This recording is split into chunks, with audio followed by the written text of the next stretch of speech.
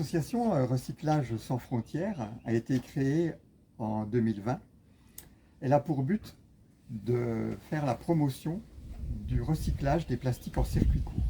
La machine actuellement permet de transformer des déchets plastiques ménagers en objets utiles. Alors, quels sont les objets utiles? Les objets utiles, c'est des jeux pour enfants, par exemple, des cuillères, c'est aussi des porte-clés. Donc, cette machine est un excellent outil pédagogique. On la présente dans les écoles, dans les centres aérés, pour sensibiliser les enfants au recyclage direct des plastiques, directement du déchet à l'objet.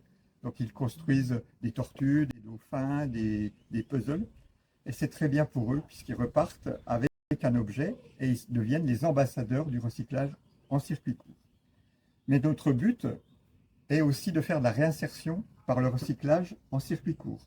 Et pour cela, nous avons mis une machine à la prison de Nice et à l'atelier de réinsertion. Donc les détenus ont la machine qui leur permet de fabriquer des toupies, etc., qui sont vendus comme objets publicitaires pour les entreprises.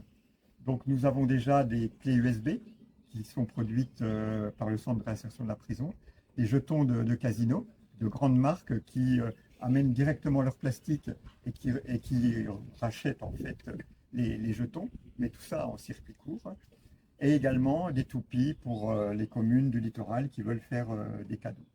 Recyclage sans frontières veut aller plus loin et on fait une mission par an dans un pays en voie de développement afin d'amener la machine pour trouver une solution au recyclage des plastiques dans ces pays-là. Donc nous sommes déjà allés au Togo, en Côte d'Ivoire, au Népal, à chaque fois avec une ONG locale qui nous invitait et auquel on remettait une machine afin de montrer sur place qu'il y avait des solutions pour faire un recyclage en direct. Maintenant que tu connais notre association, nous allons te demander combien il y a de bouchons sur la fiche. Et je t'invite à aller le dire à la personne devant la presse pour, si tu as la bonne réponse, pour pouvoir injecter une surprise.